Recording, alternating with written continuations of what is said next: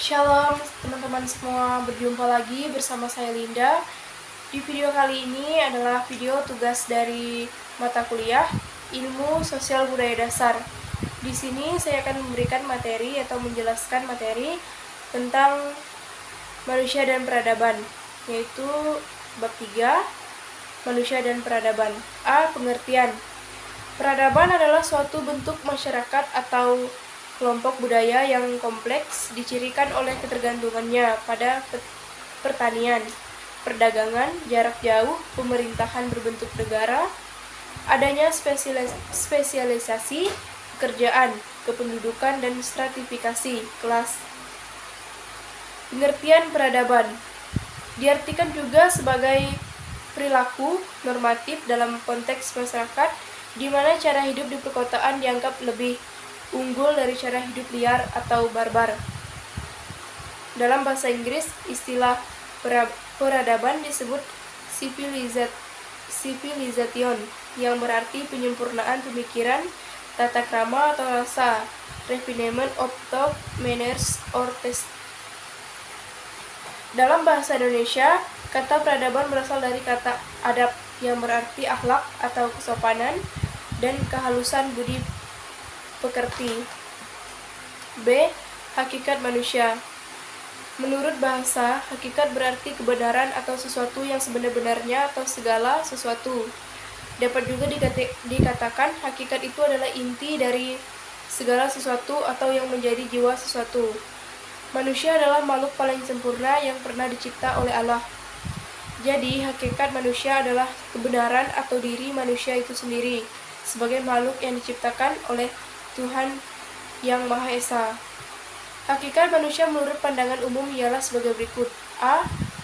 Menurut pandangan dalam perspektif filsafat, disimpulkan bahwa manusia merupakan hewan yang berpikir karena memiliki nalar intelektual. 1. Hakikat manusia. Menurut evolusionisme, manusia adalah hasil puncak dari mata rantai evolusi yang terjadi di alam semesta. Dalam perspektif ekonomi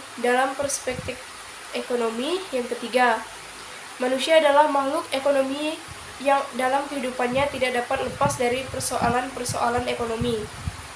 B. Dalam perspektif psikologi, manusia adalah makhluk yang memiliki jiwa. Jiwa merupakan hal yang esensial dari diri manusia dan kemanusiaannya. Pandangan lain hakikat manusia adalah sebagai berikut.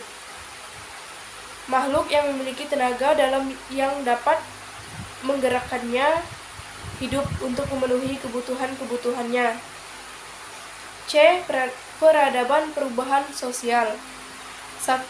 Pengertian dan cakupan perubahan sosial. Perubahan sosial merupakan gejala yang melekat di setiap masyarakat. Wilbert Moore memandang perubahan sosial sebagai perubahan struktur sosial pada perilaku dan interaksi sosial. Perubahan sosial tidak dapat dilepaskan dari perubahan kebudayaan. Hal ini disebabkan kebudayaan merupakan hasil dari adanya masyarakat, sehingga tidak akan ada kebudayaan apabila tidak ada masyarakat yang mendukungnya dan tidak ada satupun masyarakat yang tidak memiliki kebudayaan. Cara yang paling sederhana untuk memahami terjadinya perubahan sosial dan budaya adalah membuat rekapitulasi dari semua perubahan yang terjadi dalam masyarakat sebelumnya. Perubahan yang terjadi dalam masyarakat dapat dianalisis dari berbagai segi. Yang pertama, segi ke arah mana perubahan dalam masyarakat bergerak atau direction of change, bahwa perubahan tersebut meninggalkan faktor yang diubah. B. Bagaimana bentuk dari perubahan-perubahan sosial dan kebudayaan yang terjadi dalam masyarakat. D. Teori-teori mengenai pembangunan keterbelakangan dan ketergantungan. Teori dependensi atau ketergantungan, teori perubahan menurut sosial Moore. Ada 3. Yang pertama, evolusi rektilineal yang sangat sederhana. Yang kedua, evolusi melalui tahap-tahap. Yang ketiga, primitivisme. Selanjutnya, bentuk-bentuk sosial menurut Surjono Sekanto. Ada dua, yaitu perubahan yang terjadi secara lambat dan perubahan yang terjadi secara cepat. Yang kedua, perubahan secara lambat disebut evolusi. Perubahan terjadi karena sendirinya tanpa suatu rencana atau kehendak tertentu. A. Penyebab perubahan. Prof. Dr. Surjono Sukanto menyebutnya adanya faktor intern dan ekstern yang menyebabkan perubahan sosial dalam masyarakat, yaitu faktor intern, berkurangnya penduduk, misalnya transmigrasi. Yang kedua, faktor ekstern, faktor alam yang di sekitar masyarakat yang berubah. Pengaruh kebudayaan lain dengan melalui adanya kontrak kebudayaan antara dua masyarakat atau lebih yang memiliki kebudayaan yang berbeda. Selanjutnya E. Peradaban Indonesia di tengah modernisasi dan global. 1. Modernisasi masyarakat Indonesia terbagi menjadi 5. Yang pertama, modernisasi di bidang teknologi dan ekonomi. Modernisasi teknologi di Indonesia dapat kita lihat dalam perkembangan pemakaian teknologi dari semua bersifat sederhana menjadi bersifat kompleks teknologi dalam setiap sektor kegiatan ekonomi produksi masyarakat Indonesia. Selanjutnya yang kedua atau B, modernisasi di bidang sosial. Modernisasi di bidang sosial mencakup perubahan cara berpikir atau berperilaku yang lebih rasional, efisien, individu, dan pragmatis untuk mencapai tujuan yang telah direncanakan secara sistematis. Yang ketiga atau C, modernisasi di bidang politik. Gejala modernisasi di bidang politik di Indonesia dapat dari munculnya birokrasi dan administrasi pemerintahan yang baru dan pembentukan. Selanjutnya D. Kebudayaan politik rasionalisasi.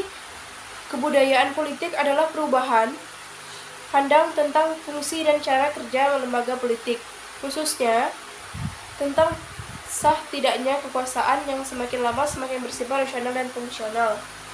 Selanjutnya E atau yang terakhir, modernisasi di bidang agama dan kepercayaan. Modernisasi di bidang agama dan kepercayaan merupakan bagian dari modernisasi masyarakat terhadap hidup dan kepercayaan mereka. Modernisasi masyarakat dapat kita lihat dalam perubahan-perubahan dalam pengertian umum. Modernisasi budaya material adalah kemajuan atau produk benda, seni, budaya, dan tradisi menjadi lebih modern. Baik, hanya ini saja materi bab 3 yang bisa saya sampaikan. Terima kasih atas teman-teman yang telah menonton. Ini saja materi yang bisa saya sampaikan. Terima kasih dan berjumpa lagi di video selanjutnya.